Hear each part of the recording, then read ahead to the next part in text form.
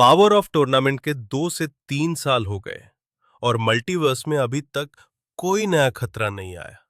सभी गॉड अपना काम सही से कर रहे हैं और तभी सीन शिफ्ट होता है गोकू वेजिटा पर, जो आपस में बात कर रहे होते हैं। वेजेटा, गोकू, मैं तुमसे माफी मांगना चाहता हूं।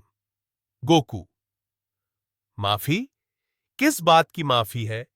वेजिटा, वेजेटा, पहले जब मैं फ्रीजा के लिए काम करता था तब मैंने कई मासूम लोगों की जान ली, न जाने कितने ग्रहों को बर्बाद कर दिया। लेकिन अब मुझे अपने उन कर्मों पर गहरा अफसोस है। और जब मैं पृथ्वी पर तुमसे लड़ने आया था तब मुझे लगता था कि तुम एक सयन के नाम पर कलंक हो। मुझे अपनी सयन प्राइड पर बहुत घमंड था।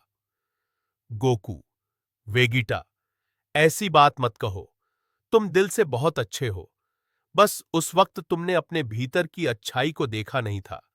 तुम जिस माहौल में पले बढ़े वही तुम्हारा सच बन गया था। इसमें तुम्हारी कोई गलती नहीं है वेजिटा। वेजिटा, गोकू, मैं हमेशा से तुमसे एक बात कहना चाहता था। अब मुझे अपनी सायन प्राइड से ज्यादा तुम पर गर्व है मेरे दोस्त। तुमने एक तरह से मुझे नई जिंदगी दी है गोकू। दोनों आपस में बातें करते करते कब शाम हो गई पता ही नहीं चला। फिर दोनों ने एक बार फिर लॉर्ड बीरस के गृह जाने और कड़ी ट्रेनिंग करने का निश्चय किया और अपने अपने घर की ओर चल पड़े।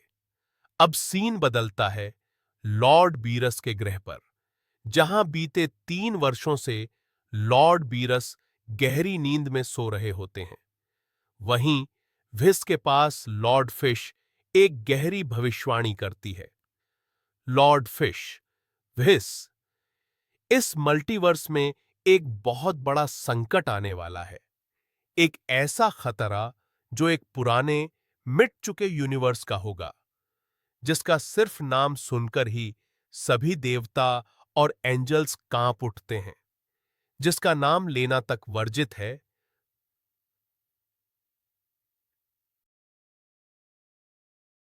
सीन शुरू होता है लॉर्ड बीरूस के प्लैनेट पर, जहां गोकू और वेजिटा जबरदस्त ट्रेनिंग कर रहे होते हैं। अब बोलता है गोकू, वेजिटा, तुझ में अब भी दम है, लेकिन मैं अब सुपरसान ब्लू के भी एक लेवल ऊपर चला गया हूं। वेजिटा गुस्से में गरजता है, काकरोट, मैं तुझे ऐसे नहीं छोड़ूंगा। और फिर शुरू होती है दोनों के बीच जबरदस्त फाइट। पंचेस, एनर्जी ब्लास्ट और किक्स का भयानक टकराव।